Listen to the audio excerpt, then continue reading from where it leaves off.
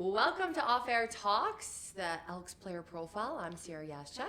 And I'm Lisa McGregor, and we are joined here today by the big man, David Beard. Thank you so much. And you're a local boy. Thanks for coming in studio. Thanks for having me. It's good to be here. Offensive lineman. You played for the Golden Bears first. Yep. So talk to us before we get into Edmonton Elks. What was that like growing up here, playing for the local university team? Yeah, it was. It's a real treat to be home for sure. I kind of look back on different phases of my football journey, and I've always worn the gold. Not always the green, but just about always the green. I worked my way up through green and gold in minor football in Sherwood Park, and then blue and gold in high school, and then green and gold in university, and then obviously got drafted here, and then spent my time over in Hamilton for a little bit with the black and gold. Now we're back in green and gold. So it's a fun place to be home. It's pretty special. I've got a pretty special affinity for it. So.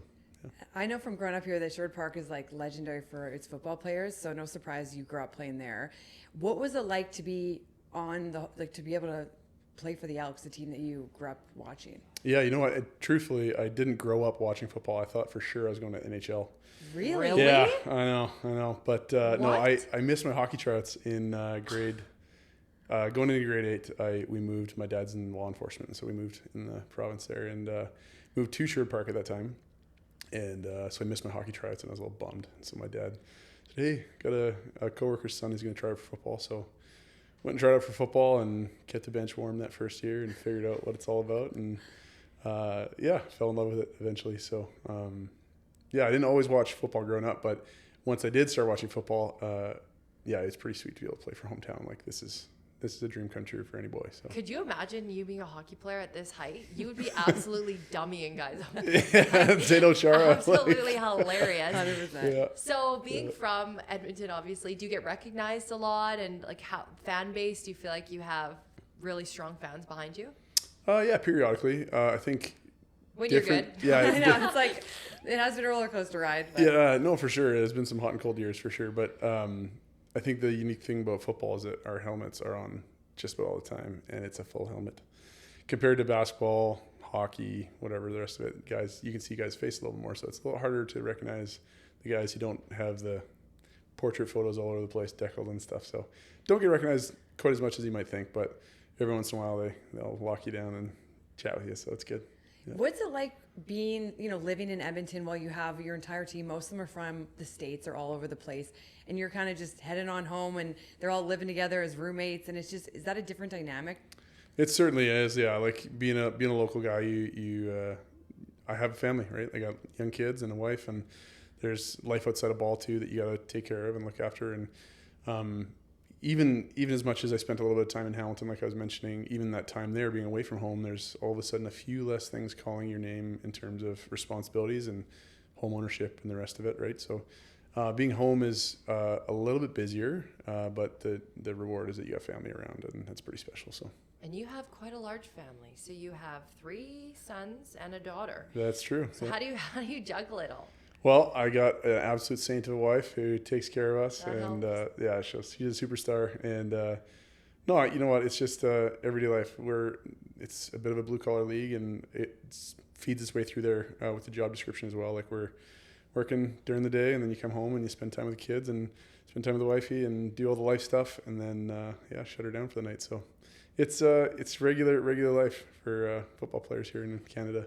I was saying off camera, you really crammed in a lot in your young years, like early 30s, and you have 4 kids, a wifey, you got your kinesiology degree, and then now you're playing for the Elks. So I guess, first of all, where did you meet? You must have met her quite early, and how do you balance it all? Yeah, I met her my first year of university. Kind of ran into her, chatted with her a little bit, and then we reconnected later on in my 3rd year. And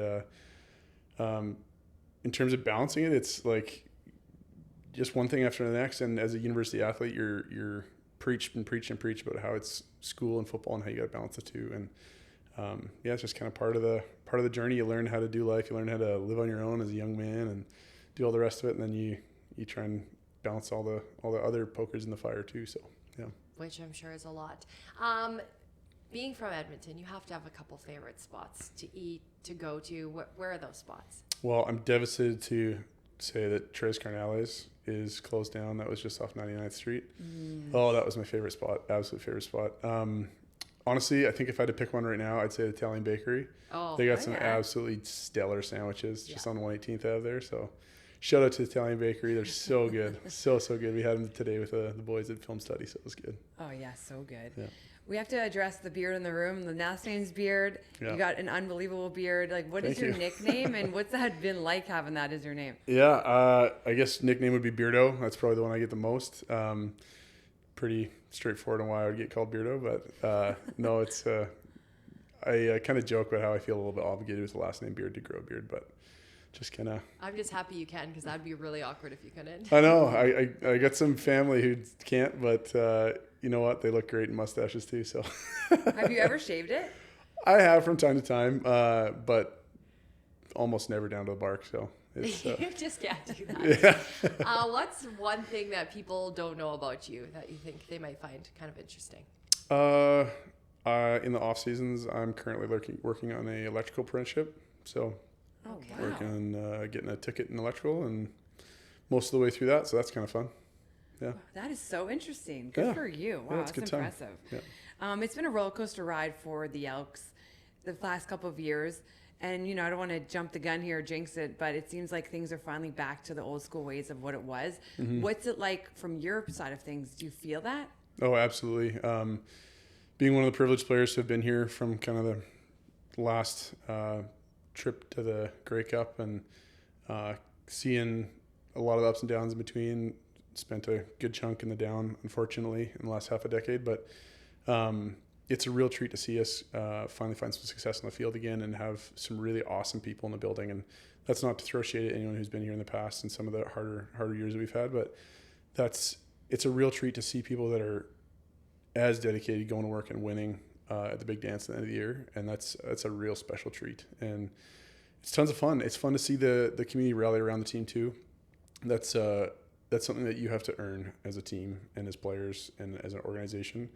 And as much as we like to think that people are going to be there at all times, it's not the case. And you really do have to earn it. And so it's a treat to not only be proud of the work that we put in and some of the accomplishments that we made already this year and even on the tail end of last year, but it's good to just know that fans are as excited as we are and they're getting back into the building. So That's amazing. That upper bowl is open, and we're happy to see that. Yeah. We're going to be attending the game on Saturday, and I cannot wait to check out this tailgate. We've heard amazing things. So oh, yeah. Just keep on winning out there, and good luck. Thank you so much for taking this conversation off there, David. Absolutely. Thanks for having me. Thank you.